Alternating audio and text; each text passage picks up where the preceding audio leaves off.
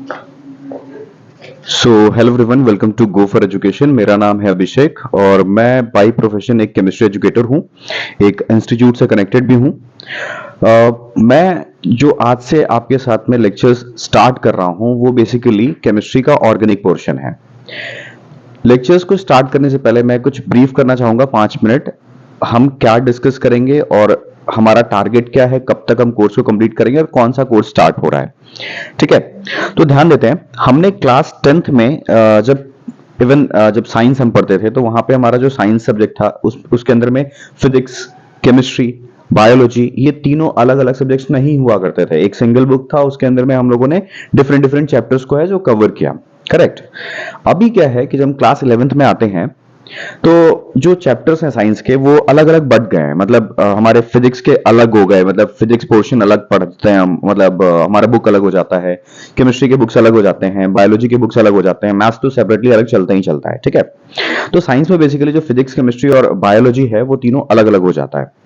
अगर हम देखें सीबीएसई के अंदर में तो क्लास 10 तक ना बहुत कम पढ़ाया जाता है और क्लास 11th में आने से बच्चों को बहुत ज्यादा पढ़ना पड़ता है। यानी अगर जस्ट फॉर कंपैरिजन अगर हम देखें तो क्लास 10th में आप लोगों ने टोटल केमिस्ट्री के अंदर 5 चैप्टर्स पढ़े हुए हैं। ठीक है, लेकिन अब अगर आप क्लास 11th में आते हो तो आपको तो पहले केमिस्ट्री के ही 2 बुक्स हो जाते हैं। केमिस्ट्री के 2 बुक्स में, और वो भी अगर आप देखोगे तो क्लास 11th के अंदर में आपको टोटल कितने चैप्टर्स पढ़ने हैं? 14 चैप्टर्स पढ़ने हैं। That is in the chemistry portion.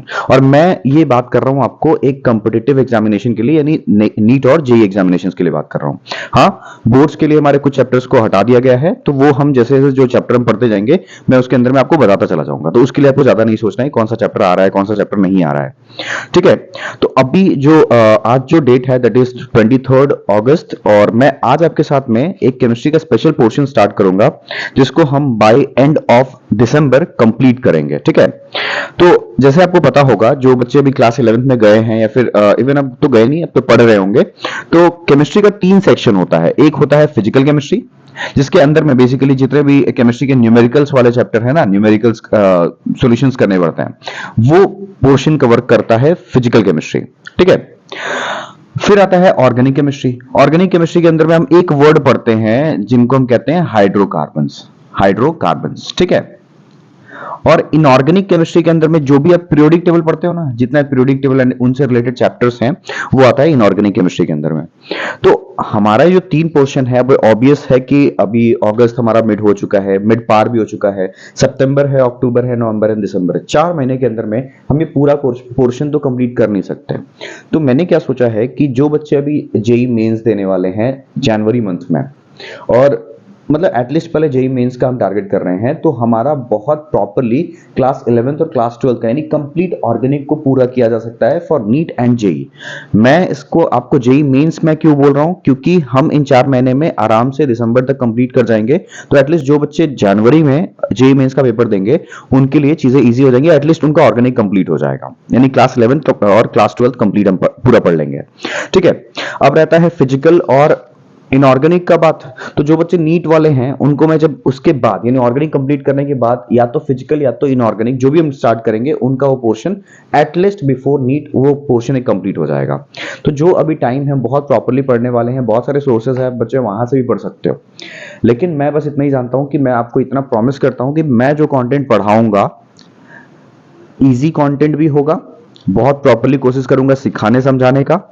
और इसके रिगार्डिंग बहुत सारी चीजें हैं। आज तो जैसे मैं, अगर आप देखिए, आज मैं वायरलेस माइक यूज कर रहा हूं, मैंने लाइटिंग वगैरह थोड़ा सा एडजस्ट करने की कोशिश करी है।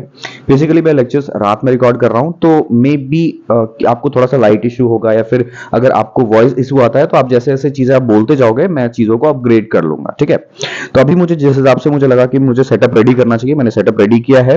और आई होप आपको ये जो लेक्चर आज हम डिस्कस करेंगे, आज बहुत बेसिक और बहुत छोटा ही लेक्चर होगा, लेकिन स्टार्ट कर रहे हैं लेक्चर्स को। तो मैं आपको बता देता हूं, हम लोग स्टार्ट करने वाले हैं organic chemistry complete class 11th and 12th, जो कि हमारा बेसिक्स है यानी बेस है फॉर नीट एंड जेई। ठीक है। तो अब मैं आपको बता देता हूं, ऑर्गेनिक के अंदर में टोटल अगर आप चैप्टर्स देखोगे तो क्लास मैं प्रॉपर्ली रिएक्शन बेस्ड बात कर रहा हूं, और जो कोर ऑर्गेनिक है मैं उनके बारे में बात कर रहा हूं। ठीक है। तो आपका क्लास 11 के अंदर में दो चैप्टर्स हैं जो कि कोर ऑर्गेनिक के अंदर में आता है। एक है some basic concepts of organic chemistry, जो कि आपको एनसीईआरटी सेकंड बुक में मिलता है, और उसके जस्ट बाद ही एक हाइड्रोकार्बन्स। ठीक है। ये दो चैप्टर्स जो हैं वो आपका मेजर पोर्शन। अब देखो ऑर्गेनिक केमिस्ट्री के साथ में क्या है ना, अच्छा मैं एक चीज और बोल देता हूं, आप मुझे फीडबैक दे देना वीडियो के नीचे में और कमेंट सेक्शन के अंदर में कि आपको क्या मेरा डिक्टेशन यानी जो मैं बोल रहा हूं, डिक्टेट कर रहा हूं चीजों को, क्या आपको फास्ट लग रहा है स्पीड, या फिर मुझे और फास्ट कर देना चाहिए। आप मुझे इसका फीडबैक देना, मुझे मैं अपने प्रॉपर स्पीड में बोल रहा हूं। अगर आपको ऐसा लगता है कि मैं बहुत ज्यादा कंटेंट के रिगार्डिंग स्पीड बोल रहा हूं तो आप मुझे बताओगे। ठीक है। तो अब ध्यान देना मैं क्या बोल रहा हूं कि क्लास 11th और 12th केमिस्ट्री जो है वो ऑर्गेनिक केमिस्ट्री जो है बेसिकली क्लास 11 के अंदर में दो कोर ऑर्गेनिक के चैप्टर्स है, some basic concepts of organic chemistry जो कि क्लास 11 के सेकंड बुक में है, और उसके जस्ट बाद मतलब some basic concepts of organic chemistry के जस्ट नीचे एक चैप्टर आता है हाइड्रोकार्बन्स। तो ये मेजर चैप्टर्स हैं क्लास 11 के ऑर्गेनिक के अंदर में। अगर ये दो चैप्टर्स को आप प्रॉपरली, मतलब दो चैप्टर्स बहुत बड़े हैं, ऐसा नहीं है कि बहुत दो चैप्टर्स ही हैं बस, इसी के अंदर में आपका पूरा कोर बनता है ऑर्गेनिक केमिस्ट्री का, यानी बेसिक्स है ये ऑर्गेनिक केमिस्ट्री का। ठीक है। तो अब जो चीजें मैं आपको बोल रहा हूं बहुत प्रॉपर्ली सुनना। अगर आपका 11th ऑर्गेनिक केमिस्ट्री बहुत प्रॉपर्ली रेडी हो जाता है, ठीक है, तो हमारा क्लास 12th बहुत स्मूथ निकलेगा। आपको रिएक्शन जो कहते हैं ना, आप रिएक्शन सोचते हो इस रिएक्शन को रटना पड़ेगा, नहीं, बहुत सेलेक्टेड मैकेनिज्म्स हैं उनको ही फॉलो करेंगे, बहुत प्रॉपर्ली रिएक्शंस को हम याद कर सकते हैं। देखते आपको समझ में आएगा 6 बेंजीन है, इसके लिए हमें ईएसआर लगाना पड़ेगा, या फिर ईएआर लगाना पड़ेगा, या फिर एनएसआर लगाना पड़ेगा। ये क्या है, मैं चीजें धीरे धीरे आपको जैसे जैसे लेक्चर्स बढ़ते जाएगा वैसे वैसे आपको मैं सिखाऊंगा। तो देखो मैं आपको बता देता हूं कि हम किस तरीके से पढ़ने वाले हैं।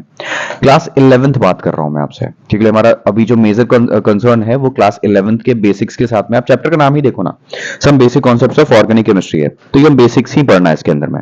चलो मैं आपको बताता हूं, क्लास 11 जब आप पढ़ोगे तो सबसे पहले मैं आपको ऑर्गेनिक केमिस्ट्री का इंट्रोडक्शन पोर्शन पढ़ाऊंगा। इंट्रोडक्शन पोर्शन के अंदर में क्या क्या पढ़ना है आपको, जैसे ऑर्गेनिक केमिस्ट्री क्या है, क्या पढ़ना होता है, ऑर्गेनिक मॉलिक्यूल्स क्या है, इनके बारे में। ठीक है। Degree of carbon, degree of nitrogen, ठीक है, हाइब्रिडाइजेशन ऑफ द कार्बन, ये बेसिक्स के अंदर में आता है, that is the introduction part. जब हम इंट्रोडक्शन पार्ट कवर कर लेंगे तो हम उसके बाद में पढ़ेंगे नॉमेनक्लेचर। ठीक है। नॉमेनक्लेचर बहुत प्रॉपर्ली नॉमेनक्लेचर को कवर करना है, ईच एंड एवरी कॉन्सेप्ट मैं आपको बताने वाला हूं। नॉमेनक्लेचर के अंदर में क्या क्या कॉन्सेप्ट लगता है, क्या एक्सेप्शंस हो सकते हैं, या कहां पे हमें कई बार क्वेश्चंस में देकर कैसे किस तरीके का नॉमेनक्लेचर देके फंसाया जा सकता है, उनको डिस्कस करेंगे नॉमेनक्लेचर के अंदर में। फिर उसके बाद में जब हमारा नॉमेनक्लेचर सेक्शन खत्म हो जाएगा फिर हम पढ़ेंगे आइसोमेरिज्म। ठीक है। आइसोमेरिज्म, इवन आप लोगों ने थोड़ा मोड़ा नाम सुना होगा आइसोमर्स के बारे में। आइसोमर्स मतलब क्या होता है, ऐसे मॉलिक्यूल्स जिनका मॉलिक्यूलर फॉर्मूला क्या होता है सेम, स्ट्रक्चरल फॉर्मूला क्या होता है डिफरेंट। तो आइसोमेरिज्म पढ़ेंगे, बड़ा इंपॉर्टेंट है, पता है बच्चे इसमें बहुत ज्यादा फंसते हैं आइसोमेरिज्म के अंदर में। तो जब आपको नॉमेनक्लेचर आएगा तो ही आप आइसोमेरिज्म बहुत प्रॉपर्ली कर पाओगे। जब आपका आइसोमेरिज्म खत्म हो जाता है तो हम आएंगे जीओसी के ऊपर में, that is called general organic chemistry. और अगर मैं बहुत बोलूं ना प्रॉपर्ली तो जीओसी भी दो पोर्शन के अंदर में है, that is reaction mechanism 1 and reaction mechanism 2। ठीक है। अगर मैं बोलूँ रिएक्शन मैकेनिज्म 2 ही है मेन रिएक्शन मैकेनिज्म, इसके अंदर के अंदर में मतलब जीओसी 1 के अंदर में यानी आरएम 1 यानी रिएक्शन मैकेनिज्म 1 के अंदर में कोई मैकेनिज्म हम नहीं बात करने वाले हैं। हम बहुत सारी ना चीजों को पढ़ेंगे, जैसे इंडक्टिव इफेक्ट क्या होता है, रेजोनेंस या मेसोमेरिक इफेक्ट क्या होता है, हाइपर कॉन्जुगेशन क्या होता है, ये सारी चीजों को आप आरएम 1 के अंदर में, रिएक्शन मैकेनिज्म 1 के अंदर यानी जीओसी 1 भी कह सकते हो, उसके अंदर में हम सीखने वाले हैं। करेक्ट। अच्छा, जब हमारा जीओसी कंप्लीट हो जाएगा तब हमारा जाके क्लास 11th का some basic concepts of chemistry जो है वो कंप्लीट हो जाता है। Some basic concept of organic chemistry complete हो जाएगा, मतलब आप यहां तक अगर पढ़ लेते हो तो उसके बाद में जस्ट आप ही जब कंप्लीट करोगे तो हम क्लास 11th का एक सेकंड चैप्टर पढ़ेंगे, दैट इज हाइड्रोकार्बन्स। ठीक है। ये आपका एक चैप्टर होगा क्लास 11th का ऑर्गेनिक के अंदर में, हाइड्रोकार्बन्स। हाइड्रोकार्बन्स में बेसिकली आपको किनके बारे में पढ़ना है, एल्केन्स, फिर आपको पढ़ना है एल्कीन्स के बारे में, फिर पढ़ना है alkynes and aromatic hydrocarbon, aromatic hydrocarbons. यानी इसके अंदर में अगर आप देखोगे तो बेंजीन, फिनॉल में आपको टॉल्यूइन वगैरह ये चीजें मॉलिक्यूल्स आपको मैं पढ़ाने वाला हूं। तो ये हमारा पूरा क्लास का वर्क फ्लो होगा for class 11th organic chemistry. उसी तरीके से क्लास 12th में जाओगे तो जब मैं आपको धीरे धीरे पढ़ा लूंगा तब हम क्लास 12th पे बात करेंगे। फिलहाल मैं यहीं पे बात करता हूं कि इसको कंप्लीट करने में ही हमें अप्रोक्स जो नंबर ऑफ क्लासेस तो नहीं बोलूंगा, लेकिन हमारा टाइम आप समझ जाओ कि हम अगस्त के एंड पे ही है लगभग, ठीक है, लास्ट वीक अपने पास में बचा हुआ है, सितंबर लगने वाला है और अक्टूबर लगने वाला है, ठीक है। मतलब हम यहां तक जाके इसको कंप्लीट करने में हमारा पूरा कंटेंट कितना लगने वाला है, अप्रोक्स 2 मंथ्स। लेकिन यही है कि अगर आप 2 मंथ्स लेक्चर्स को फॉलो करते हो तो गारंटी देता हूं कि आपको ऑर्गेनिक केमिस्ट्री का बेसिक्स कवर हो जाएगा। बेसिक्स मतलब इतना कि आपको सिर्फ चीजें बस हल्की हल्की चीजें आ रही है, बेसिक्स मतलब आपको कोई चीज रटना नहीं पड़ेगा ऑर्गेनिक केमिस्ट्री के अंदर में, ये मैं आपको कमिटमेंट दे रहा हूं, ठीक है। सो चलिए फिर आज का लेक्चर स्टार्ट करते हैं, थोड़ा सा कुछ कंटेंट डिस्कस करेंगे, फिर आज के लेक्चर को हम एंड करेंगे। और जो हमारा प्रॉपर लेक्चर होगा वो बैक टू बैक हम एक वीक के अंदर में 3 लेक्चर्स कवर करने वाले हैं, ठीक है। आपकी क्लासेस रोज नहीं होंगी, आपका जो लेक्चर होगा वो वीक के अंदर में 3 क्लासेस होंगी। मैं आपको डेज वगैरह सारा कुछ अपकमिंग क्लासेस के अंदर में बताता रहूंगा। आप बस चैनल को सब्सक्राइब कर लो ताकि आपको हमारे या मेरे जो नए लेक्चर्स हैं उसका जो आपको नोटिफिकेशन है वो प्रॉपरली मिल जाए। चलिए सो स्टार्ट करते हैं अपना बेसिक और introduction portion of class 11th organic chemistry.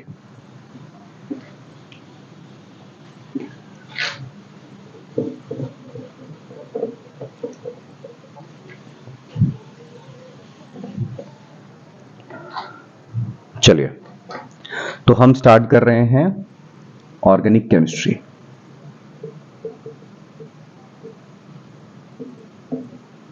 ठीक है, तो देखो ऑर्गेनिक केमिस्ट्री क्या है, it is the branch of chemistry जिसमें आप एक वर्ड पढ़ते हो दैट इज कॉल्ड हाइड्रोकार्बन्स। ठीक है, हाइड्रोकार्बन्स। अब हाइड्रोकार्बन्स कैसे कंपाउंड्स होते हैं? हाइड्रोकार्बन्स नाम से ही क्लियर हो रहा है, ऐसे कंपाउंड्स जिनके अंदर में हाइड्रोजन और कार्बन, मिनिमम उनमें कार्बन हाइड्रोजन होना चाहिए। जैसे मान लो हम एग्जांपल में अगर बात करते हैं ग्लूकोज, या फिर चलो आपने पहले पढ़ा हुआ है जैसे C6H14, ठीक है। तो ये एक मैंने कंपाउंड लिखा है जहां पे कार्बन भी है हाइड्रोजन भी है, ठीक है। तो ये हाइड्रोकार्बन का एग्जांपल है, करेक्ट बात। उसी तरीके से C4H8, इसमें भी कार्बन है और हाइड्रोजन है, यानी ये एक हाइड्रोकार्बन है। बात समझ में आ रहा है? अच्छा, तीसरा मॉलिक्यूल अगर मैं लिखता हूं ग्लूकोज का फॉर्मूला C6H12O6, क्या एक हाइड्रोकार्बन होगा? मैंने क्या बोला, हाइड्रोकार्बन मतलब मिनिमम उनमें कार्बन हाइड्रोजन तो होना ही पड़ेगा, वो उतना तो मिनिमम चाहिए। तो क्या इसमें कार्बन हाइड्रोजन है? मिनिमम है, तो इसमें ऑक्सीजन एक्स्ट्रा आ रहा है, क्या इसको हम हाइड्रोकार्बन बोले ऑक्सीजन होने की वजह से? बार बार मैं ये कह रहा हूं कि आप इस पे ध्यान देना कि मिनिमम कार्बन हाइड्रोजन हो, बाकी उसके अलावा कुछ होता है, ऑक्सीजन हो, नाइट्रोजन हो, सल्फर हो, उससे में मतलब नहीं है। मिनिमम कार्बन हाइड्रोजन है तो वो हाइड्रोकार्बन कहलाएगा। तो ग्लूकोज भी एक हाइड्रोकार्बन है, क्लियर? अच्छा, अब हम बात करते हैं, जैसे मान लो कि कुछ एग्जांपल्स मैं दे रहा हूं, जैसे H2O, ठीक है। क्या H2O को हम हाइड्रोकार्बन बोलेंगे? इसमें हाइड्रोजन है, कार्बन नहीं है, तो सिंपल सा बात है कि हाइड्रोकार्बन नहीं है। CO2, इसमें कार्बन है हाइड्रोजन नहीं है, तो ये भी एक हाइड्रोकार्बन नहीं है। तो ऐसे कंपाउंड्स जिनके अंदर में कार्बन भी हो और हाइड्रोजन भी हो, उनको हम डिस्कस करते हैं हाइड्रोकार्बन्स के अंदर में, और उन्हीं मॉलिक्यूल्स को हम पढ़ते हैं ऑर्गेनिक केमिस्ट्री के अंदर में। आई होप आपको ये जो चीज मैंने बताया आपको क्लियर हो गया होगा, ठीक है। अच्छा, अब ध्यान देंगे एक चीज और, तो हाइड्रोकार्बन्स के अंदर में चीजें क्लियर हो गई। अब एक बात बताओ कि जैसे हम हाइड्रोकार्बन्स पढ़ रहे हैं, इन मॉलिक्यूल्स को पढ़ रहे हैं, तो इनके अंदर में हम क्या क्या पढ़ने वाले हैं? एक एक कार्बन का हिसाब, एक एक हाइड्रोजन का हिसाब, किस तरीके से रिएक्शन होगा, ये सारा कुछ हम लोग को पढ़ना है। तो हम बेसिकली हाइड्रोकार्बन्स पढ़ेंगे और उसके अंदर में एल्केन, एल्कीन, एल्काइन और जो भी हमारे रिंग कंपाउंड्स होंगे उनके बारे में सिंपल डिस्कस करेंगे और हमारा जो टॉपिक होगा कंप्लीट हो जाएगा, ठीक है।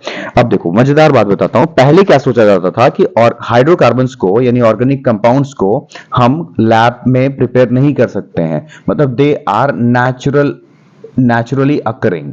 पहले यही मानते थे हम कि वो नेचुरली अकरिंग है, लेकिन ऐसा नहीं है। एक साइंटिस्ट या फिर हम कह सकते हैं केमिस्ट जिनका नाम था फ्रेडरिक होलर, उन्होंने क्या किया, सबसे पहला एक ऑर्गेनिक कंपाउंड लैब में प्रिपेयर कर दिया जिसका नाम क्या था, यूरिया। तो आपको ध्यान रखना है, urea is the first organic compound that is prepared in lab by Friedrich Wohler, ठीक है। उन्होंने इसको किससे बनाया था? अमोनियम साइनेट से, अमोनियम साइनाइड के अंदर में एक रिएक्शन कराया उन्होंने जस्ट हीट करके, that is called rearrangement reaction. Rearrangement reaction मतलब एटम्स ने अपने आप को क्या किया, आरएक्सएन मतलब क्या हो गया, रिएक्शन। ठीक है, रीअरेंजमेंट रिएक्शन हुआ जिसकी वजह से अमोनियम साइनाइड किस में कन्वर्ट हो गया, यूरिया में। तो बस हुआ क्या है, बॉन्ड ब्रेकिंग हुआ और नया कंपाउंड का फॉर्मेशन हुआ। तो यूरिया का फॉर्मूला क्या होता है, it is very simple, NH2 C double bond O NH2।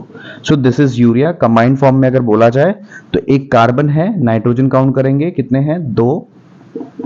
ठीक है, ऑक्सीजन कितने हैं, 1, और हाइड्रोजन कितने हैं, 4। तो आप रीअरेंज करके जैसे लिखना लिख लो, जैसे CH4N2O, ये भी लिख सकते हो।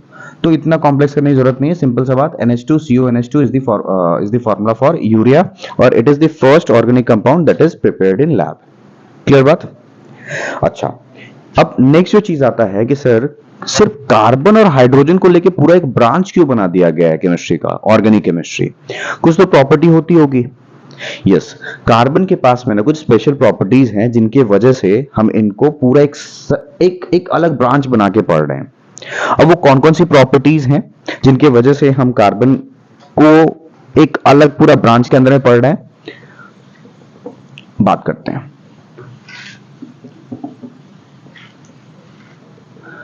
तो देखिए, कार्बन की स्पेशल प्रॉपर्टीज क्या क्या हैं जिनके वजह से, जस्ट अ सेकंड, कार्बन की स्पेशल प्रॉपर्टीज क्या क्या हैं जिनकी वजह से हम इनको अलग से ब्रांच में पढ़ रहे हैं। पहला चीज, कार्बन की एक प्रॉपर्टी है that is called tetravalency. Tetravalency, tetravalency का मतलब क्या होता है, वैलेंसी मींस बॉन्ड फॉर्मिंग, कितने बॉन्ड्स बनाए जा सकते हैं। ठीक है, तो टेट्रावैलेंसी यानी इट कैन फॉर्म 4 बॉन्ड्स, ये 4 बॉन्ड्स बना सकता है।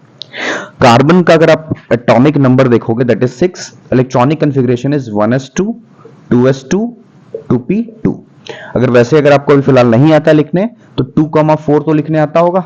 इसके वैलेंस इलेक्ट्रॉन कितने हैं, 4, और ये चारों इलेक्ट्रॉन से बॉन्ड बनाता है। कार्बन एक नॉन मेटल है, ठीक है, तो ये कोवलेंट बॉन्ड बनाएगा, या ध्यान देते हैं।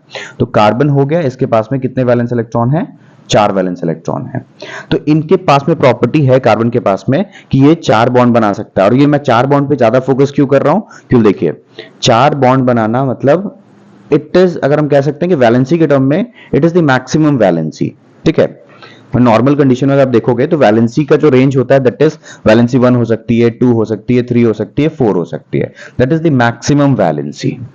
अब बोलोगे सर फास्फोरस तो 5-5 बॉन्ड बनाता है, तो वो एक्सपेंडेड ऑक्टेट का केस बनता है, मतलब अपने इलेक्ट्रॉन्स को अनपेयर करके। यहां पे जनरली इवन कार्बन के केस में इलेक्ट्रॉन्स अनपेयर्ड है, जस्ट कंफ्यूज नहीं होना मैं क्या बोलना चाह रहा हूं, इस चीज को समझना। जब हम वैलेंस इलेक्ट्रॉन से वैलेंसी की बात करते हैं ना, तो अगर किसी एलिमेंट का वैलेंस इलेक्ट्रॉन, समझना मैं क्या बोलना चाह रहा हूं, वैलेंस इलेक्ट्रॉन अगर किसी का 1 आता है, 2 आता है, 3 आता है, 4 आता है, तो वही उसकी वैलेंसी हो जाती है। ठीक है, वही उसकी वैलेंसी हो जाती है। अगर किसी का वैलेंस इलेक्ट्रॉन 5 आता है, 6 आता है, 7 आता है, ठीक है, तो हमें वैलेंसी निकालने के लिए क्या करना पड़ता है, वैलेंसी जो होता है 8 माइनस वैलेंस इलेक्ट्रॉन करना होता है। जैसे जिनका वैलेंस इलेक्ट्रॉन 5 होगा तो हम 8 माइनस 5 बोलेंगे तो उसकी वैलेंसी 3 आएगी। तो मैक्सिमम अगर आप देखोगे तो वैलेंसी कितनी हो रही है, 4 हो रही है।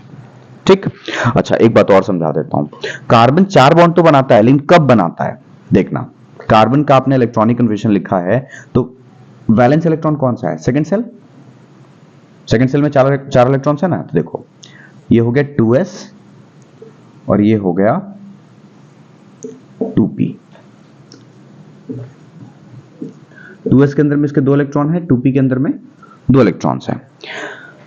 केमिकल बॉन्डिंग में एक कॉन्सेप्ट सीखा जाता है जहां पे हम ये कहते हैं कि जितने अनपेयर्ड इलेक्ट्रॉन्स होते हैं वही बॉन्ड बनाते हैं। तो अभी कितने अनपेयर्ड इलेक्ट्रॉन दिख रहे हैं इनके ऑर्बिटल्स में, 2, यानी कार्बन तो 2 बॉन्ड नॉर्मली बना सकता है।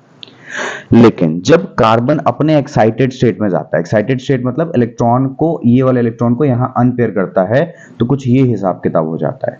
2s के अंदर में 1 इलेक्ट्रॉन हो गया और 2p के अंदर में कितने अनपेयर्ड इलेक्ट्रॉन्स हो गए, 1 2 3, तो टोटल अनपेयर्ड इलेक्ट्रॉन कितने हो गए इस केस में, 4। तो कार्बन कभी भी 4 बॉन्डिंग बनाता है तो कब बनाता है, अपने एक्साइटेड स्टेट में। ग्राउंड स्टेट में सिर्फ उसके पास में 2 अनपेयर्ड इलेक्ट्रॉन्स होते हैं, सो वो सिर्फ 2 बॉन्ड बना सकता है। क्लियर बात। तो पहली प्रॉपर्टी कार्बन की कि वो मैक्स टू मैक्स 4 बॉन्ड बना लेता है, ये इसकी एक स्पेशल प्रॉपर्टी है, दैट इज कॉल्ड टेट्रावैलेंसी। ठीक है। दूसरा, कार्बन के पास ना एक प्रॉपर्टी है जिसमें वो मल्टीपल बॉन्ड फॉर्मेशन कर सकता है, मल्टीपल बॉन्ड्स बना सकता है। अगर आप क्लास 10 अगर प्रॉपर्ली अगर आपको याद हो तो क्लास 10 में आपने पढ़ा हुआ है कि एल्केन, एल्कीन और अल्काइन, मतलब कार्बन कार्बन आपस में सिंगल बॉन्ड के साथ भी रह सकते हैं, कार्बन कार्बन आपस में डबल बॉन्ड बना के भी रह सकते हैं, कार्बन कार्बन आपस में ट्रिपल बॉन्ड बना के भी रह सकते हैं। This is called alkane, this is called alkene, this is called alkyne. ठीक है। तो और कोई एलिमेंट आप देखोगे ना तो ऐसे ऑक्सीजन में भी बन रहा है, दैट इज कॉल्ड, ये प्रॉपर्टी जो है ना सेल्फ लिंकिंग, इसको हम लोग कैटिनेशन कहते हैं, या फिर मल्टीपल बॉन्ड फॉर्मेशन करना एक अलग प्रॉपर्टी है। मतलब कार्बन मल्टीपल बॉन्ड फॉर्म कर सकता है, दैट इज, आप सिंपल सा बात समझ लो कि इसके वजह से, मतलब मान लो कि 2 कार्बन को लिंक होना है तो 3 तरीके से लिंक हो सकता है, सिंगल सिंगल बॉन्ड से भी, डबल बॉन्ड से भी, ट्रिपल बॉन्ड से भी। तो देख रहे हो 2 ही कार्बन मिलकर 3 कंपाउंड्स बना रहे हैं, तो कितने सारे कंपाउंड्स ऐसे बन सकते हैं कार्बन के। इसीलिए ये सेकंड प्रॉपर्टी है कि कार्बन मल्टीपल बॉन्ड फॉर्मेशन करने की वजह से बहुत सारे कंपाउंड्स बनाता है, इसीलिए इन सबको पढ़ने के लिए हमें अलग से एक ब्रांच बनाना पड़ रहा है। ठीक है। ये 2 प्रॉपर्टीज हम लोगों ने डिस्कस कर लिया।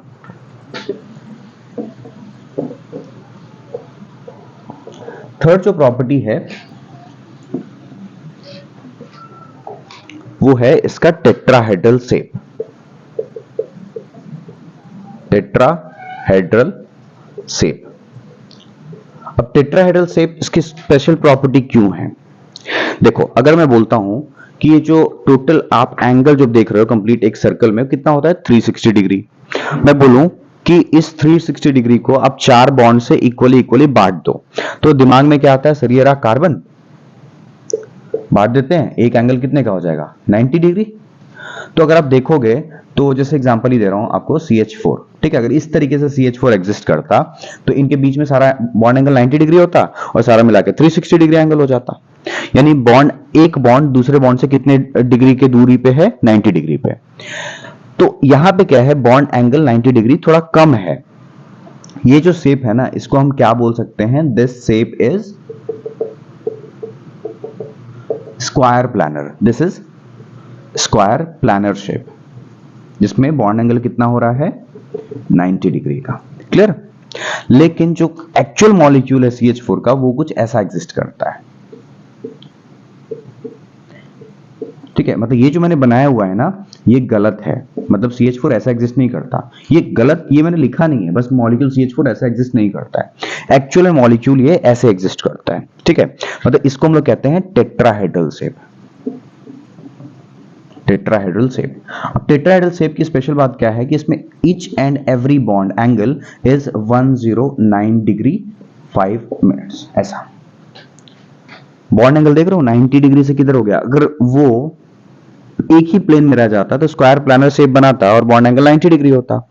लेकिन इसने अपने आप को क्या किया, थोड़ा सा 3D शेप कर लिया, tetrahedral is a 3D shape, जिसकी वजह से इसका बॉन्ड एंगल बढ़ गया। अब बॉन्ड एंगल बढ़ने से क्या फायदा होता है, जब 2 बॉन्ड्स के बीच में एंगल बढ़ेगा ना तो ये भी बॉन्ड में इलेक्ट्रॉन होगा, इस भी बॉन्ड में इलेक्ट्रॉन होगा, तो जैसे जैसे बॉन्ड दूर जाएगा एंगल बढ़ेगा तो रिपल्शन कम होगा, रिपल्शन कम होगा तो मॉलिक्यूल ज्यादा स्टेबल होगा। यानी जहां पे बॉन्ड एंगल ज्यादा होता है, बॉन्ड्स के बीच में एंगल ज्यादा होता है, मॉलिक्यूल ज्यादा स्टेबल होते हैं। तो यहां पे ध्यान देना है कि CH4 जो है टेट्राहेड्रल शेप में आने से सारा बॉन्ड एंगल 109 डिग्री 28 मिनट्स कह लो, या चलो 5 मिनट्स कह लेते हैं। ठीक है, इतने बॉन्ड एंगल को बनाता है, जिसके वजह से हम कह सकते हैं कि बॉन्ड एंगल बढ़ने से इनके बीच में रिपल्शन कम, यानी मॉलिक्यूल की स्टेबिलिटी ज्यादा हो जाती है। आई होप आपको जो मैंने समझाया टेट्राहेड्रल शेप होने का क्या बेनिफिट है, ये चीज आपको समझ में आया होगा। नेक्स्ट और जो लास्ट प्रॉपर्टी है जिसकी वजह से और भी हो सकती है, हम कह सकते हैं आइसोमेरिज्म शो करता है, लेकिन मेजरली 4 प्रॉपर्टी से बात कर रहे हैं। जो फोर्थ प्रॉपर्टी है that is called catenation, catenation property. Catenation property किसको बोलते हैं, सेम एटम अपने सेम एटम के साथ में लिंकेज यानी बॉन्ड फॉर्मेशन कर ले। अगर आप देखोगे तो कार्बन जो है वो पीरियोडिक टेबल के कौन से फैमिली से बिलोंग करता है, थर्ड। अगर हम 13 बात करते हैं बोरॉन फैमिली, 14 यानी 4 रोमन नंबर में अगर हम देखते हैं दैट इज 4A। ठीक है, या फिर हम कह सकते हैं दैट इज ग्रुप नंबर 14 से बिलोंग करता है कार्बन। ठीक है, तो एलिमेंट्स कौन कौन से हैं इसके फैमिली में? कार्बन, सिलिकॉन, जर्मेनियम, एसएन और पीबी। एसएन कौन सा एलिमेंट है भाई? टिन और लेड। तो देखो कार्बन जो है सबसे ऊपर है ना, तो हम जब टॉप टू बॉटम जाते हैं पीरियोडिक टेबल में यानी ग्रुप के अंदर में, तो कैटिनेशन प्रॉपर्टी डिक्रीज करती है। कैटिनेशन मतलब एक एटम कार्बन का दूसरे कार्बन के एटम से अटैच हो सकता है बहुत इजीली। तो कार्बन अगर देखोगे तो लंबे लंबे चेन बनाता है कार्बन इस तरीके से, तो बहुत ज्यादा सेल्फ लिंकिंग प्रॉपर्टी होती है कार्बन के पास में। तो कार्बन क्या करता है, जब बहुत ज्यादा लिंकिंग शो करता है यानी बहुत ज्यादा बॉन्ड फॉर्मेशन करता है, तो वो ज्यादा कंपाउंड्स बनाता है।